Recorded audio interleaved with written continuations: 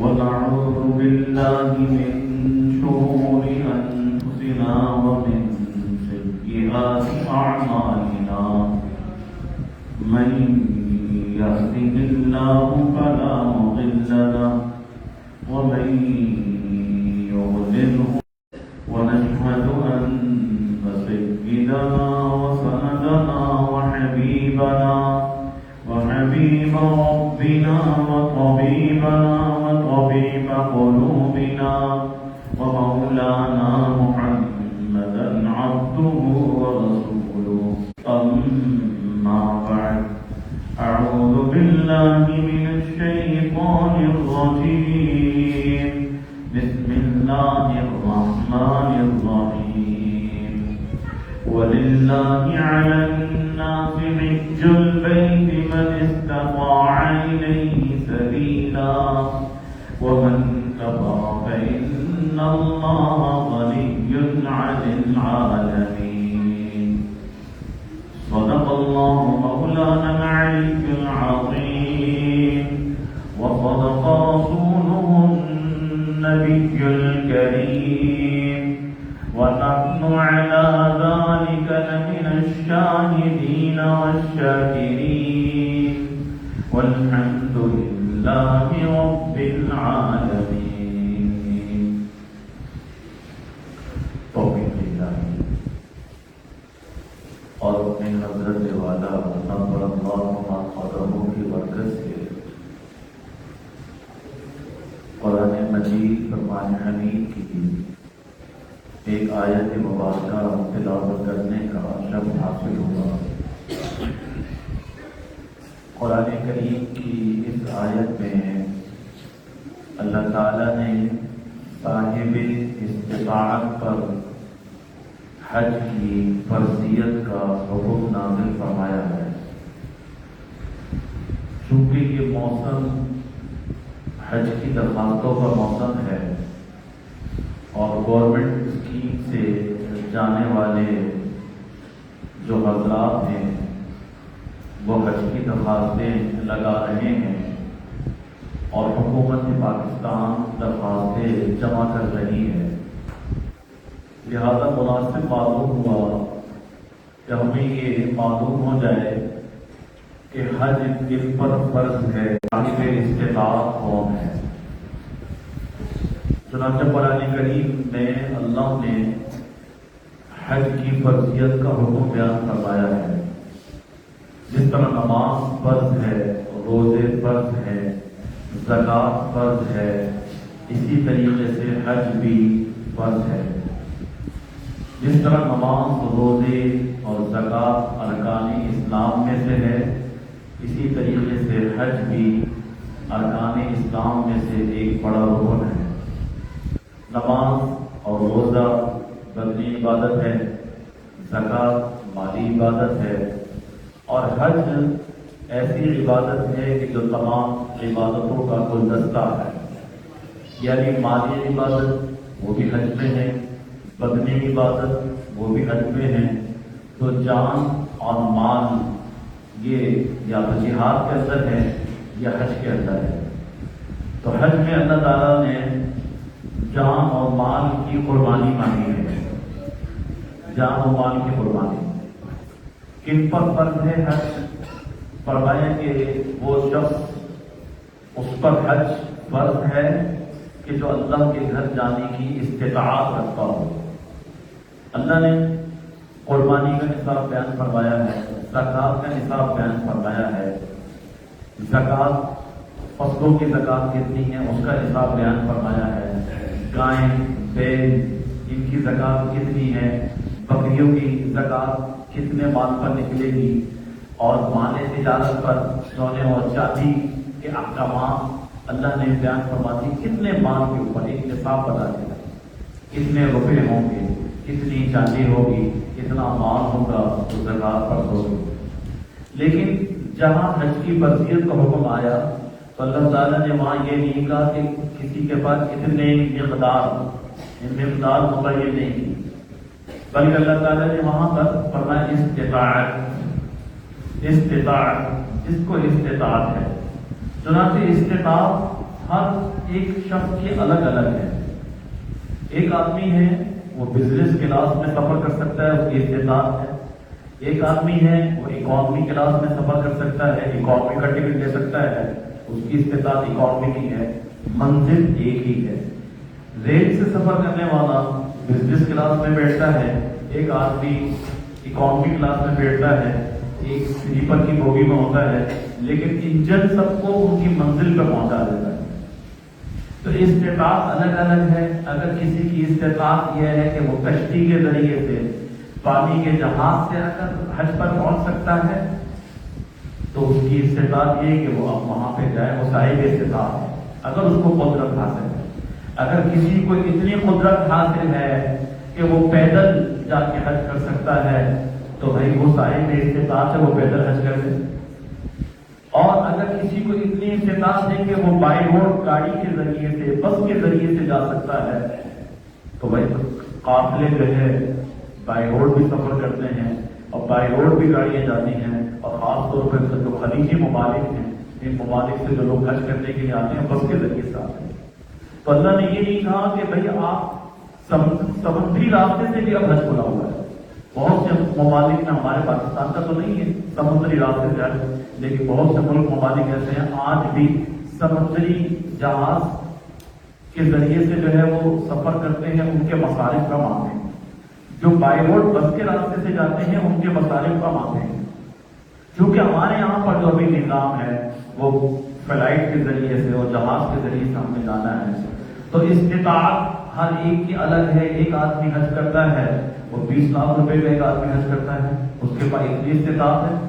ایک آدمی حج کرتا ہے کہ وہ 5 لاکھ روپے میں حج کر لیتا ہے، 10 لاکھ میں حج کر لیتا ہے، اس کی استطاعت الگ ہے. تو قرآن کریم اللہ تعالیٰ فرما رہے ہیں من استطاع الیہ سبیلا، جس کو اللہ کے گھر تک پہنچنے کی استطاعت ہو. استطاعت کے بارے میں حضور اکرم صلی اللہ علیہ وسلم نے فرمایا اور فقہاء نے اس کی تفصیل یہ بیان فرمائی ہے، ہر وہ شخص عاقل بالغ مسلمان جو کہ صحت مند ہو، بیمار نہ ہو، اور اس کو بھی کسی قسم کی رکاوٹ نہ ہو، مانے نہ ہو، راستہ معمول ہو، راستہ پرامن ہے، جا سکتا ہے، کوئی روکنے والا نہیں ہے، تو فرمایا کہ ایسا شخص وہ جا کر جو ہے بیت اللہ کا حج کرے گا. لیکن اس کے لیے شرط یہ ہے کہ آسان الفاظ میں اگر اس کی تعریف کی جائے تو وہ یہ ہے کہ اگر اپنے گھر سے لے کے خدا کے گھر تک اور خدا کے گھر سے لے کے اپنے گھر تک آنے جانے کے مصارف موجود ہیں. کسی کے پاس بس کے مصارف بس سے جا سکتا ہے تو بس کے مصارف میں، پانی کے جہاز سے جا سکتا ہے تو اس کے مصارف میں، آنا جانا ہو سکتا ہے تو وہ صاحب استطاعت ہے. اگر ہوائی جہاز سے جا سکتا ہے تو وہ صاحب استطاعت ہے. تو جس کے پاس اپنے گھر سے اللہ کے گھر تک اور اللہ کے گھر سے اپنے گھر تک آنے جانے کے تمام مصارف موجود ہیں، اور پیچھے اس کے جو اہل و عیال ہیں، یعنی وہ اہل و عیال کے جن کا نفقہ، جن کا خرچہ اس کو پر واجب ہے، جو بیوی بچے ہو گئے یا والدین اس کے کفالت میں ہیں، والدین بوڑھے ہیں جو اس کے پاس رہتے ہیں، ان کا خرچہ بھی جو ہے یہ اٹھاتا ہے. تو بھائی اس کے اپنے گھر سے اللہ کے گھر تک، اللہ کے گھر سے اپنے گھر تک کے جو مصارف ہیں وہ اس کے پاس موجود ہیں، اور اس کے ساتھ ساتھ پیچھے بیوی بچوں کا نان و نفقہ اور خرچہ بھی اتنا موجود ہے کہ اس کے واپس آنے تک ان کا تمام خرچہ بھی پیچھے لے کے جا رہا ہے. اتنے پیسے جس کے پاس آ گئے، یہ شخص اگر اس پر قرض نہیں ہے، یعنی اس کے باوجود بھی سب کچھ موجود ہے، آنے جانے کے مصارف بھی موجود ہیں، نان و نفقہ پیچھے والوں کا بھی موجود ہے، تو اب شرط یہ ہے کہ قرض نہ ہو. قرض نہ ہو. اگر کسی کو اوپر قرضہ ہے تو شریعت کا حکم یہ ہے کہ بھائی پہلے قرضہ ادا کرو، قرضہ معاف نہیں. قرض پہلے ہے، حج بعد میں ہے. اگر قرض بھی اس کے پاس نہیں ہے، صحت مند بھی ہے، حالات بھی پرامن ہیں، راستہ بھی اس کے لیے ٹھیک ہے، تو وہ صاحب استطاعت ہے. ایسے صاحب استطاعت کے اوپر اللہ نے زندگی میں ایک مرتبہ حج فرض قرار دیا ہے. رسول اللہ صلی اللہ علیہ وسلم نے حجۃ الوداع کے موقع پر اعلان فرمایا، اللہ نے تمہارے لیے بیت اللہ کا حج فرض کر دیا ہے. وَلِلَّهِ عَلَى النَّاسِ حِجُّ الْبَيْتِ، اللہ نے تمہارے اوپر بیت اللہ کا جو حج ہے فرض کر دیا ہے. لہذا اللہ کے گھر بیت اللہ کا حج کرو. اور فرمایا کہ حج اتنی عظیم الشان عبادت ہے، اتنی فضیلت والی عبادت ہے کہ جو شخص حاجی حج کرتا ہے اللہ کے گھر جاتا ہے، جس وقت وہ احرام باندھتا ہے اور تلبیہ پڑھتا ہے لبیک اللہم لبیک لبیک لا شریک لک لبیک ان الحمد والنعمت لک والملک لا شریک لک، جب وہ اخلاص کے ساتھ لبیک پڑھتا ہے، احرام باندھ لیتا ہے، تو اللہ تعالیٰ اس کے گزشتہ تمام گناہوں کو معاف فرما دیتے ہیں. اور جس وقت وہ لبیک پڑھتا ہے، اس کا لبیک کا پڑھنا اللہ کی بارگاہ میں ایسا مقبول ہوتا ہے کہ دائیں طرف جتنی بھی مخلوقات ہیں، شجر اور حجر اور جمادات اور نباتات، وہ سب اس کے ساتھ لبیک پڑھتے ہیں. بائیں طرف کی جتنی مخلوقات ہیں وہ سب کے سب اس کے ساتھ لبیک پڑھتے ہیں. اور جب وہ وہاں پر پہنچتا ہے، اللہ کے گھر بیت اللہ پہنچتا ہے، بیت اللہ کی زیارت کرتا ہے، بیت اللہ کے اوپر ہر وقت جو ہے اللہ تعالیٰ یومیہ 120 رحمتیں نازل فرماتے ہیں.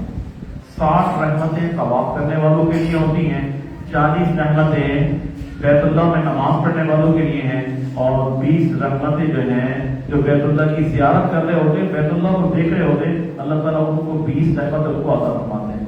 تو جو شخص بیت اللہ کا طواف بھی کر رہا ہے، بیت اللہ میں حرم میں نماز بھی پڑھ رہا ہے اور بیت اللہ کا دیدار بھی کر رہا ہے، یومی اللہ تعالیٰ کو 120 رحمتیں عطا فرماتے ہیں. 120 رحمتیں. اور یہ 120 رحمتیں وہ ہیں جو اللہ تعالیٰ کی خاص تجلیات سے جن کا تعلق ہے، جو صرف بیت اللہ کے اوپر برستی ہیں. اور جب وہ طواف کرنے والا طواف کرتا ہے اور حجر اسود کا جب جا کے استلام کرتا ہے اور طواف کے لیے قدم اٹھاتا ہے، اللہ تعالیٰ ہر قدم کے بدلے میں 70,000 نیکی عطا فرماتا ہے. اور ہر قدم کے بدلے میں طواف کی 7 جگہ ہوتے ہیں، کتنے قدم ہوں گے؟ 70,000 نیکی اللہ تعالیٰ کو عطا فرماتے ہیں. 70,000 صغیرہ گناہ اللہ تعالیٰ اس کے معاف فرماتے ہیں، اور 70,000 اللہ تعالیٰ ہر قدم پہ اس کے درجات کو بلند فرماتے ہیں. 70,000. اور اس کو جو ہے بنو اسماعیل میں سے جو ہے وہ جب وہ طواف اس کا مکمل ہو جاتا ہے تو بنی اسماعیل میں سے غلام آزاد کرنے کا ثواب اللہ تعالیٰ اس کو عطا فرماتے ہیں. اور وہاں پر رہتے ہوئے جب وہ نیکی کرتا ہے، اللہ تعالیٰ ہر نیکی کا بدلہ 1,00,000 کے برابر عطا فرماتے ہیں. 1,00,000. اور طواف کا جو ثواب ہے ہر طرف پہ 70,000، یہ 70,000 وہاں کا ہے. یہاں پر ہر نیکی 1,00,000 کے برابر ہے، وہاں 70,000 کو آپ 1,00,000 سے اگر ضرب دیں تو ہر قدم پہ کتنی نیکیاں مل رہی ہیں؟ ایک نماز پڑھتے ہیں تو 1,00,000 نمازوں کا ثواب ہے. 1 روپیہ اگر آپ صدقہ کرتے ہیں تو 1,00,000 روپے صدقے کرنے کے برابر ہے. اور جب حاجی حج کے لیے میدان عرفات میں جمع ہوتا ہے تو اللہ تعالیٰ حدیث میں آتا ہے کہ وہ شخص جس نے حج کیا اور اس نے بھی گناہ کا ارتکاب بھی نہیں کیا، فلم یرفث ولم یفسق رجع کیوم ولدتہ امہ، یعنی کسی فسق و فجور کا بھی ارتکاب نہیں کیا، گناہوں سے بھی اپنے آپ کو بچا لیا، تو وہ اپنے گھر میں اس حال میں لوٹتا ہے اس دن کی طرح اللہ تعالیٰ اس کو واپس لوٹاتے ہیں جس دن وہ اپنی ماں کے پیٹ سے پیدا ہوا تھا. اللہ تعالیٰ اس کے سارے گناہوں کو معاف فرما دیتے ہیں. کس برکت سے؟ میدان عرفات حج بیت اللہ کی حاضری کی برکت سے. اور بہت سے گناہ ایسے ہیں، انسان زندگی میں ایسے گناہ کرتا ہے، روایت کے اندر آتا ہے کہ اللہ تعالیٰ نے ان گناہوں کی معافی اگر رکھی ہے تو یہ نہیں کہا کہ یہ معافی ہمیں یہاں مل جائے گی. فرمایا کہ جب تک وہ میدان عرفات میں کھڑا ہو کے اللہ سے معافی نہیں مانگے گا، جب تک وہ میدان عرفات میں کھڑا نہیں ہوگا، اللہ تعالیٰ اس وقت تک اس کے ان گناہوں کو معاف نہیں فرماتے. وہ گناہ کون سے یہ نہیں بتایا، وہ گناہ کون سے انسان کرتا ہے، ایسے کون سے گناہ ہیں، ان گناہوں کی معافی ملے گی تو میدان عرفات کے اندر ملے گی. اس کے علاوہ ان گناہوں کی معافی کی کوئی صورت ہی نہیں. تو بھائی جس شخص کے اوپر حج فرض ہو جائے اور وہ حج نہ کرے تو اس کے لیے بڑی احادیث کے اندر وعید بھی بڑی شدید آئی ہے. یعنی کسی اور عبادت کے اوپر ایسی اتنی شدید ترین وعید نہیں آئی جتنی کہ حج نہ کرنے والے کے اوپر وعید آئی ہے. اور میں جس پہ حج فرض ہو گیا اور اس نے حج نہیں کیا، بغیر حج کیے مر گیا، قیامت کے دن جب اٹھایا جائے گا تو اس کی پیشانی پہ کافر لکھا ہوگا، اس کی پیشانی پہ کافر لکھا ہوگا. اور ایک اور روایت میں یہ ہے کہ اس کو اس حال میں موت آئی، اللہ کو کچھ پرواہ نہیں کہ جس پہ حج فرض تھا اور اس نے حج نہیں کیا، فرمایا کہ وہ یہودی ہو کر مرا یا نصرانی ہو کر مرا. اور حضرت عمر رضی اللہ تعالیٰ عنہ فرماتے ہیں کہ وہ شخص جو اس حال میں مرا ہے جس پہ حج فرض تھا اور اس نے حج فرض ادا نہیں کیا، اور میں کہ تم قسم کھا کے کہہ سکتے ہو کہ وہ کافر ہو کے مرا ہے، وہ کافر ہو کے مرا ہے۔ کتنی شدید ترین وعید ہے۔ اور یاد رکھیے زندگی میں ایک مرتبہ فرض ہے، بار بار فرض نہیں، یہ نہیں کہا کہ ہر سال فرض ہے۔ رمضان ہر سال میں ایک مرتبہ آتا، ہر سال رمضان فرض ہے۔ نماز یومیہ 5 وقت کی نماز زندگی بھر فرض ہے، اور جو صاحب حیثیت ہے اس کے لیے اپنے مال کی زکات نکالنا سال میں ایک مرتبہ ہے۔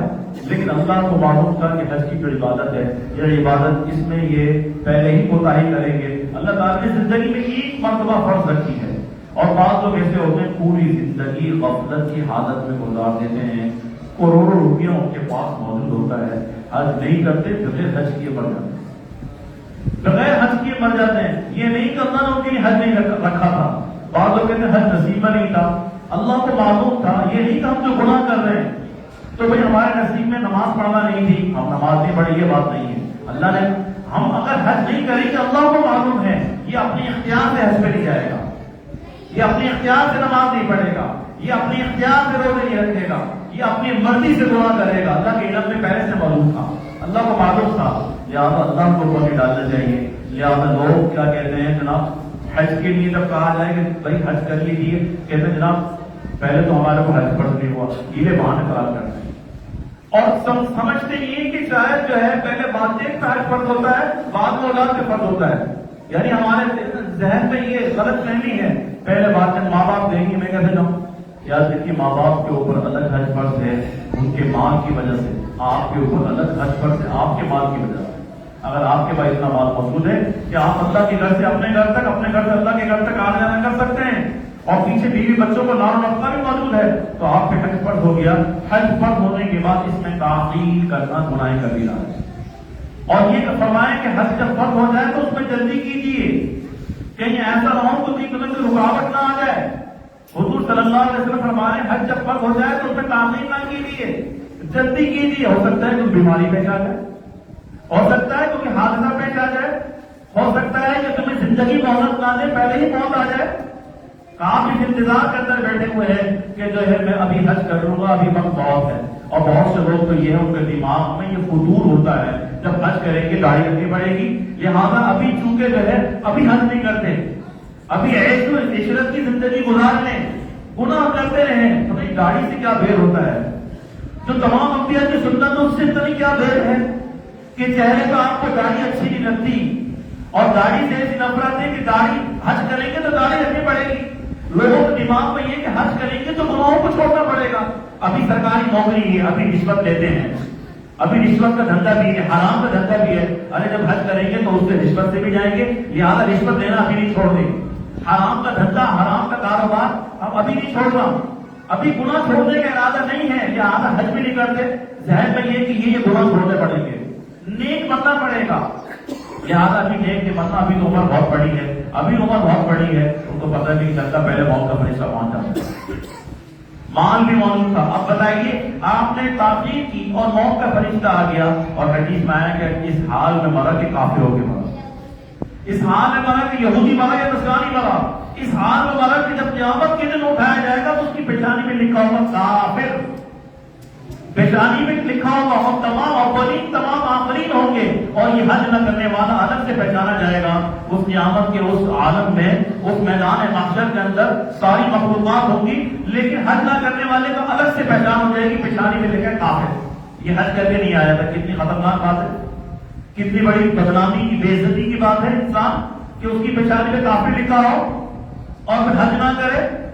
اور بہت سے لوگ کہتے ہیں جناب ایک تو میں نے یہ کہا کہ یہی ہوتا ہے کہ گناہ چھوڑنے پڑیں گے اور نیک بننا پڑے گا، داڑھی رکھنی پڑے گی، لہٰذا ابھی داڑھی رکھنی نہیں ہے، ابھی تو ہے اپنی بدمستیوں میں جوانی گزار رہے ہیں، اسی طرح جوانی گزارنی ہے، زندگی گزارنی ہے، ایک یہ ہے۔ اور بہت سے لوگ کہتے ہیں جناب حج تو بڑھاپے کی عبادت ہے، تو یاد رکھیے بڑھاپے کی عبادت نہیں ہے، حج جو ہے یہ جوانی کی عبادت ہے، اور جوانی کی عبادت کی جو فضیلت ہے وہ بڑھاپے کی عبادت کی نہیں ہے۔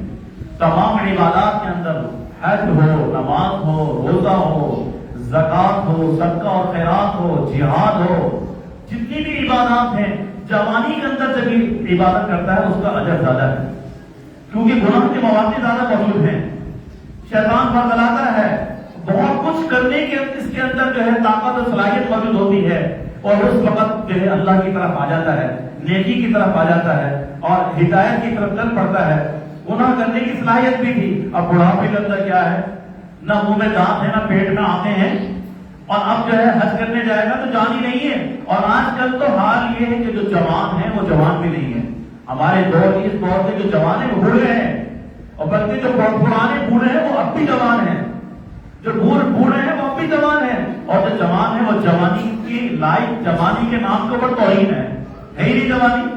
وہاں جا کے دیکھو جو جوان ہوتے ہیں ان سے چلے نہیں جاتا، اور حج اتنی مشقت والی عبادت ہے، اتنی مشقت والی عبادت ہے، آپ کو جو ہے جو عمرے پہ بھی گئے ہوں گے، حج پہ نہیں گئے، ایک جو ہے آپ کو ایک تھوڑا سا آگے چلنے کے لیے بھی جو کتنا گھوم کر چلنا پڑتا ہے، کتنی زگزگ کے بعد آپ نے کہیں جانا ہے، تو کئی کلومیٹر، 8-10 کلومیٹر، یہ تو ایک معمولی بات ہے، یہ تو اپنے ہوٹل سے مسجد حرام تک جانے میں اتنا عام نمازوں میں چل لیں گے، اور حج پر جو چلنا ہوتا ہے مینا عرفات مزدلفہ میں علمان والحفیظ، انسان تصور نہیں کر سکتا کہ کتنا پیدل چلنا ہے۔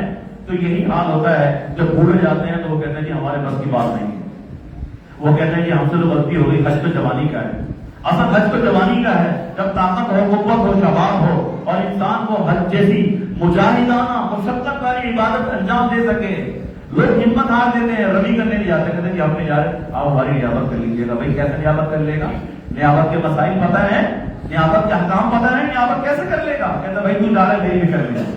ایسا نہیں ہوتا، اپنے آپ کو، اپنی عبادت کو خراب کرتے ہیں، حج کی عبادت خراب ہو جاتی ہے۔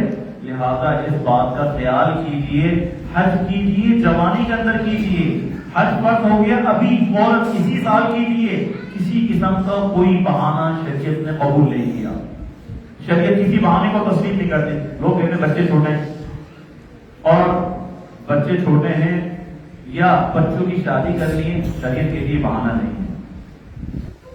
اور اسی طریقے سے جو ہے دکان سنبھالنے والا نہیں ہے، کوئی کارخانہ سنبھالنے والا نہیں ہے، فیکٹری دیکھنے والا نہیں ہے، شریعت کا حکم یہ ہے کہ آپ تالا ڈالیے، دکان بند کیجیے، پہلے اپنا فرض ادا کر کے آئیے، اس لیے کہ پتہ نہیں کہ آپ کے ساتھ کیا حادثہ پیش آنے والا ہے، کون سی بیماری آپ کو آنے والی ہے، کون سی آپ کے اوپر بلا آنے والی ہے کہ اس کے بعد آپ کو زندگی میں شاید موقع ہی نہیں ملے گا۔ بہت سے لوگ پچھتاتے ہیں کہ بھائی موقع آیا تھا اور اس وقت ہم نہیں گئے اور ہم نہیں جا سکتے، اور بہت سے لوگ صرف دعاؤں کے اوپر ٹلاتے ہیں، کہتے ہیں دعا کرتے ہیں، آپ دعا کر دیجیے حج پہ چلے جائیں۔ ابے بھائی حج پہ کیوں نہیں جاتے؟ کروڑ روپے اکاؤنٹ کے اندر پڑے ہوئے ہیں، حج فرض نہیں ادا نہیں کرتے، کیوں نہیں جاتے؟ کہتے دعا کر دیجیے، سادہ سادہ دعا کروا رہے ہیں۔ ارے بھائی ایسی دعا کو کوئی فائدہ نہیں ہوتا۔ ایک آدمی جس نے نکاح نہیں کیا، شادی نہیں کی، اور وہ آ کے دعا کرواتا رہے کہ جناب دعا کر دیجیے میرے بچے ہو جائیں، بتائیے بیوی لے کر آیا نہیں، نکاح کیا نہیں، شادی ہوئی نہیں، ساری زندگی دعا کرتے رہے میرے یہاں اولاد ہو جائے، اولاد ہوگی؟ اولاد تو ایسے نہیں ہوگی۔ تو بھائی حج پہ جانے کا بھی اللہ تعالیٰ نے طریقہ بتایا ہے کہ پاسپورٹ تو بنوا لیجیے، آپ درخواست تو لگا دیجیے، اللہ کی بارگاہ کے اندر بھی درخواست لگا دیجیے، بینک کے اندر بھی درخواست جمع کرا دیجیے، پیسے بھی آپ جمع کروا دیجیے۔ اب رہ گیا معاملہ کہ قرآن دادی کا نام آئے گا نہیں آئے گا، اللہ سے دعا کیجیے، اور ہم بھی دعا کریں اور آپ بھی دعا کریں، اللہ تعالیٰ قرآن دادی میں بھی نام آ جائے گا، بلا دے گی۔ اتنا کام تو کیجیے، اور یہ کام بھی نہ کریں، اس کے بعد پاسپورٹ بھی آپ نہ بنوائیں۔ کیا بغیر پاسپورٹ کے اس دور میں بھی حج پہ جا سکتا ہے؟ اور دعائیں کرتے رہیں کہ حج پہ چلے جائیں اور حج ہو جائے۔ یاد رکھیے بڑی زیادتی کی بات ہے۔ ایک چوٹی کے دل میں خواہش پیدا ہوئی، مولانا روم نے حکایت لکھی ہے کہ وہ چوٹی کہنے لگی یا اللہ میں تیرا گھر دیکھنا چاہتی ہوں، تیرے گھر جانا چاہتی ہوں۔ اللہ تعالیٰ نے اس چوٹی کی خواہش کو پورا فرمایا۔ ایک کبوتر کو حکم دیا، کبوتر آیا اور وہ کبوتر جو ہے وہاں بیٹھ گیا، اور چوٹی کو کہا تو اس کی ٹانگ میں چپٹ جا، وہ چوٹی اس کی ٹانگ میں چپٹ گئی، اور کبوتر کو حکم دیا، کبوتر اس کو لے کے جو حرم کے صحن ہوتا رہا۔ مولانا روم فرماتے ہیں کہ جب ایک چوٹی کے دل میں خواہش پیدا ہوئی، اور یہ خواہش پیدا ہوئی کہ میں اللہ کا در دیکھ لوں، اللہ کے گھر پہنچ جاؤں، اللہ نے اس کی خواہش کی اتنی لاج رکھی، اللہ نے اس کو بلا لیا۔ کیا حضور صلی اللہ علیہ وسلم کا کالی کملی والے کا امتی خواہش کرے اس کو نہیں بلائیں گے؟ یقینی بات، خدا کی قسم حج ایسی عبادت ہے جو آپ کی ارادہ کرتا ہے، اللہ تعالیٰ اس کا اسباب بناتے رہتے ہیں۔ ایک بیٹی کی شادی کرنی ہو اللہ تعالیٰ کی مدد آتی ہے، ایک حج کرنا ہو اللہ تعالیٰ کی مدد آتی ہے، ایک کسی نے اپنا گھر مکان بنانا ہے اللہ تعالیٰ کی مدد آتی ہے، مکان بن جائے گا، بیٹی رخصت ہو جائے گی، چاہے کچھ بھی نہیں تھا بات، لیکن پتہ چلے گا اس کی شادی ہو گئی، رخصت ہو گئی، اللہ کی مدد آتی ہے. جو حج کا ارادہ کریں گے اللہ کی مدد آتی ہے. آپ یہ دیکھیے کتنا بڑا ثواب ہے. جب حج پہ جاتے ہیں تو مدینہ منورہ کی حاضری نصیب ہوتی ہے. کون سا امتی ایسا ہے کہ جس کا دل نہ تڑپتا ہو کہ رسول اللہ صلی اللہ علیہ وسلم کے روز اقدس پہ حاضر ہو جاؤ، آپ کے ممالک شریفہ میں جا کے آپ کو براہ راست درود و سلام کے حدیث پیش کروں، آپ کو سلام کروں. کس کا دل نہیں چاہتا؟ ہر آدمی کا دل تڑپ رہا ہوتا ہے کاش کہ وہ موقع آئے گا کہ میں سرکار دو عالم صلی اللہ علیہ وسلم کی بے جالی کو دیکھوں گا، آپ کے روزی کے سامنے کھڑا ہوں گا. اور جب وہاں جا کے سلام کرتا ہے تو آپ اس اپنے امتی کے سلام کا جواب دیتے ہیں، براہ راست اس سے جو ہے اس کا سلام کا جواب دیتے ہیں، اس سے مخاطب ہوتے ہیں. اور ہماری آنکھیں تو نہیں دیکھتی، یقینی بات ہے، خدا کی قسم رسول اللہ صلی اللہ علیہ وسلم کی نظر کرم اس امتی کے اوپر پڑ رہی ہوتی ہے. اور آپ نے کتنی بڑی بشارت دے دی، جس نے میری قبر کی زیارت کی اس نے میری زیارت کی، اور جس نے میری زیارت کی اس کے لیے میری شفاعت واجب ہو گئی. کتنا بڑا احسان ہے کہ اس حج کے بہانے مدینہ منورہ کی حاضری ہو جاتی ہے. تو بھائی یہ ایسا جو ہے خواہ تاخیر کرنا، نہ جانا، لیٹ کرنا، یہ بڑی غلط بات ہے. کوئی ہیلا بہانا، یہاں تک کہ آج کل تو بہت سے نوجوان ایسے ہیں جو شادی کے لیے پیسے جمع کرتے ہیں 8 لاکھ 10 لاکھ 15 لاکھ 20 لاکھ روپے. تو یاد رکھیے فقہاء نے لکھا ہے حج نکاح کے اوپر مقدم ہے. آپ نے نکاح کے لیے شادی کے لیے پیسے جمع کیے ہیں، آپ پہ حج فرض ہو چکا ہے، نکاح بعد میں ہوگا، پہلے یہ کر لیجیے، حج کر لیجیے. اور حج کی وجہ سے حدیث میں آتا ہے کوئی آدمی فقیر نہیں ہوتا، اور بلکہ فقر کو فقیری کو دور کرنے کا ذریعہ یہ آپ کثرت کے ساتھ حج اور عمرہ کرو، اللہ تمہیں غنی کر دے گا، تم غنی ہو جاؤ گے. حضرت شیخ الحدیث ایک روایت لے کر آئے، فرمایا جو آدمی حج میں خرچ کرتا ہے اللہ تعالیٰ 400 گنا زیادہ کر کے اس کو واپس لوٹا دیتے ہیں. اس کے رزق میں اتنی برکت دیتے ہیں 400 گنا زیادہ بڑھا دیتے ہیں. کوئی آدمی کبھی فقیر نہیں ہوا حج کرنے سے. لہٰذا حج جس پہ فرض ہو چکا ہے، حج کی درخواستوں کا سیزن ہے، اپنی درخواست لگائیے، اللہ سے دعا کیجیے، آپ پہنچ جائیں گے. تاخیر نہ کیجیے کہ آئندہ سال چلے جائیں گے. اگر آئندہ سال سے پہلے موت آ گئی، بیماری آ گئی، حادثہ آ گیا اور پھر زندگی بھر نہ جا سکے تو پھر دیکھ لیجیے قیامت کے دن جب اٹھیں گے تو پیشانی میں کافر لکھا ہوگا. یہودی ہو کر بھرے، نصرانی ہو کر بھرے، یہ 2 بہینے سامنے رکھے اور اس کے بعد یہ سوچ کے جو پیسے موجود ہیں گورنمنٹ نے کتنی سہولت دی ہے، 3 قسطوں میں پیسے دینے، کتنی سہولت، بہت آسان سہولت ہے. لہٰذا حج پر جلدی کیجیے. جس کا حج فرض ہو چکا ہے وہ حج پہ جائے. والدین کا الگ ہے، بیوی کا الگ ہے، اس کا اپنا الگ ہے. اپنا فرض ہو گیا تو بیوی کا چکر میں نہ بیٹھا رہے، خود چلا جائے. اللہ تعالیٰ ہم نے اس کے پاس کی فرمایا. پہلے اس کے